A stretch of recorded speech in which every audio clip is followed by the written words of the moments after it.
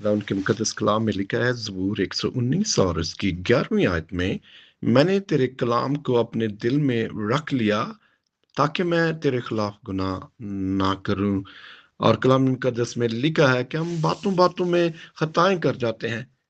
मेरे अजीजों, हम कैसे गुनाह से बच सकते हैं, कैसे हम गुनाह से दूर रह सकते हैं? खुदा का कलाम हमें ये बताता है, खुदा का बंदा दाऊद जो है, कि मैंने तेरे कलाम को अपने दिल में रख लिया ताकि तेरे खिलाफ गुनाह ना कर सकूं।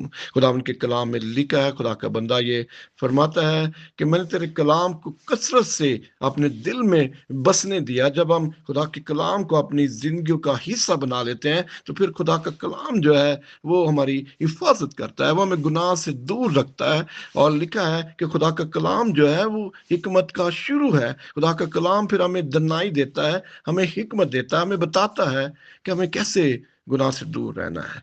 और कलाम में लिखा है कि तेरा कलाम मेरे कदमों के लिए चिराग और मेरी राह के लिए रोशनी है।